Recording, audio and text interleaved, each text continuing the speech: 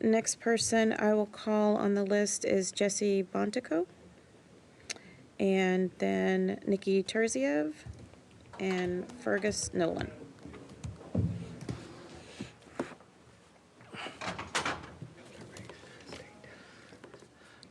Chair Bynum and committee members, thank you very much for today.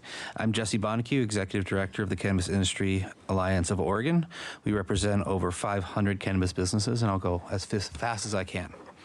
On behalf of our members and the more than 1,600 cannabis industry professionals and customers who signed our petition against House Bill 2505, I'm here to ask you to please do not allow this bill to move forward. Before I get into how our members have responded to this bill, I wanted to clearly lay out the economic situation our industry is in right now. We are suffering through the worst economic downturn we have seen in our short time lifespan. Total revenue in 2022 was down $180 million from 2021, or 16%. And 2022 was down $116 million from 2020, or 11%. In that same time period between 2020 and 2022, there were 465 new licenses issued.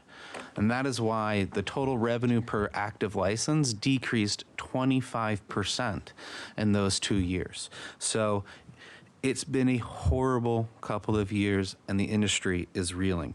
And when you hear these numbers, please remember that this industry has no access to traditional banking, financing, loans, which means that all of these businesses were built with personal money from savings, retirement, friends, family, and investors.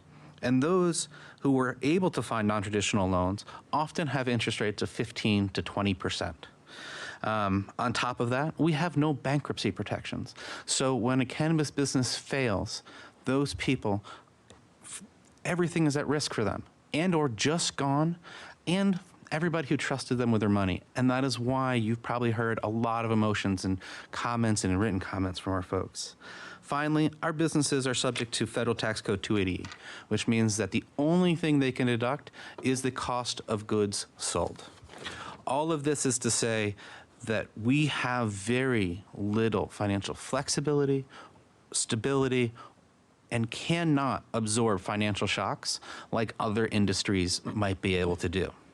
That is why the industry is so passionately motivated against this bill, and why I would be just doing a disservice to our members, their families, and employees if I did not communicate to you the depth of emotions I have heard in opposition to this bill over the last 3 days.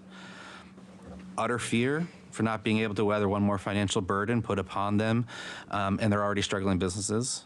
Sadness at the thought of the measures that they will have to take in order to handle another expense, including laying off employees, reducing wages, cutting benefits, and God knows what else. Sorrow for the increased costs they have to pass on to their customers, so many of who are already struggling. And please remember that for many, cannabis is medicine. Frustration that at the time when they are so low and hurting so bad, they're being asked to carry more weight instead of being offered a helping hand to lighten their burden, support the industry, and help make sure it is thriving, robust, and ready for interstate commerce. Good wrap up.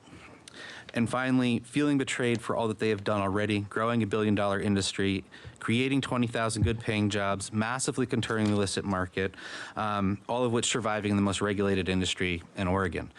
All of this is to say, that is why you hear so much emotions. That is why we were able to get over 1,600 signatures in less than 72 hours, and why I'm here to ask you to please oppose this bill.